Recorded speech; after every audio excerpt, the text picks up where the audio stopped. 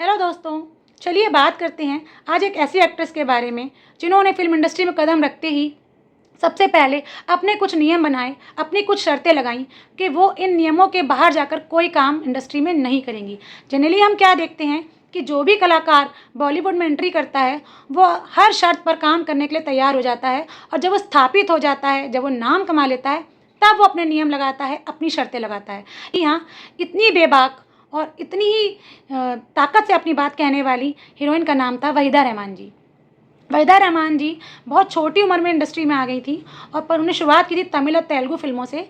उसके बाद उन्होंने बॉलीवुड में कदम रखा और बॉलीवुड में आते उन्होंने धमाकेदार एंट्री की और एक के बाद एक हिट फ़िल्में दी। लेकिन उन्होंने शुरुआत में ही ये बात डायरेक्टर्स को, प्रोड्यूसर्स को बता दी थी कि वो अपने नियमों के खिलाफ जाकर कोई काम नहीं करेंगी। जैसे कि उन्होंने ये बता दिया था कि वो कभी भी किसी भी फ़िल्म में छोटे कपड़े नहीं पहनेंगी, वो रात में देर तक काम नहीं करेंगी। उनका एक फ़िक्स टाइम था कि मैं इस समय पर आ जाऊँगी और इस समय तक लगातार काम करूँगी, लेकिन इसके बाद मैं कोई काम नहीं करूँगी। उन्होंने कहा कि मैं आउटडोर शूटिंग करूँगी, लेकिन मैं रात में शूटिंग नहीं करूँगी जब तक कि कोई सीन की रिक्वायरमेंट ऐसी ना हो। इसी तरह से उनकी बेबाकी का एक किस्सा बहुत ज़्यादा प्रचलित है। जी हाँ, बात है उस समय की जब वो राज कपूर जी के साथ फ़िल्म कर रही थी तीसरी कसम।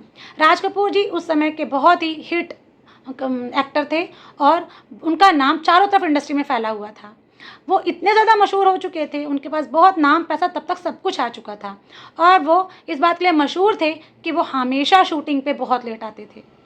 और वहीदा जी समय से पहुंच जाती थी और उनको बहुत 6-6 7-7 घंटे तक वहां बैठकर राज कपूर जी का इंतज़ार करना पड़ता था। इस बात से वो बहुत परेशान रहती थी।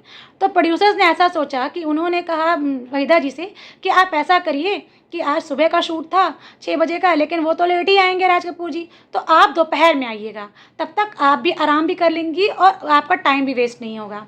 वहीदा जी ने कहा ठीक है और वहीदा जी ने ये तय किया कि वो दोपहर में 2 बजे शूटिंग के लिए जाएंगी। लेकिन उस दिन कमाल हुआ और राज कपूर जी सुबह 6 बजे शूटिंग के लिए लोकेशन पर पहुंच गए।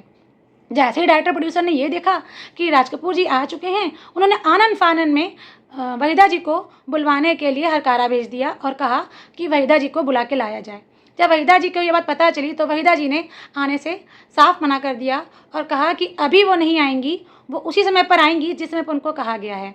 और वहीदा जी 2 बजे ही शूटिंग पे पहुंची। जब वहीदा जी शूटिंग पे पहुंची तो राज कपूर जी ने उनसे कहा, देखिए आपकी वजह से मुझे कितना समय तक इंतज़ार करना पड़ा, मैं इतनी सुबह से यहाँ पे आया हुआ हूँ और इतनी देर से मैं आपका इंतज़ार कर रहा हूँ, कितनी देर हो चुकी है।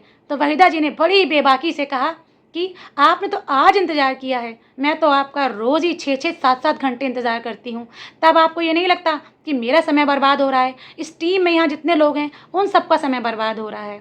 यह सुनते ही राज कपूर जी की नज़रें झुक गईं और इससे ये पता लगता है कि अगर हमारे अंदर हिम्मत है, हमारे अंदर अपनी बात कहने की क्षमता है, तो हम किसी को भी सही रास्ते पर ला सकते हैं। उसके बाद से राज कपूर जी उस पूरी फ़िल्म की शूटिंग के दौरान सही समय पर आए।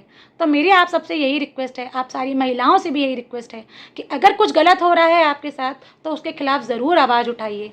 आवाज़ नहीं उठाएँगे तो कोई नहीं समझेगा कि आपके साथ गलत हो रहा है। आपको कैसा लगा ये किस्सा?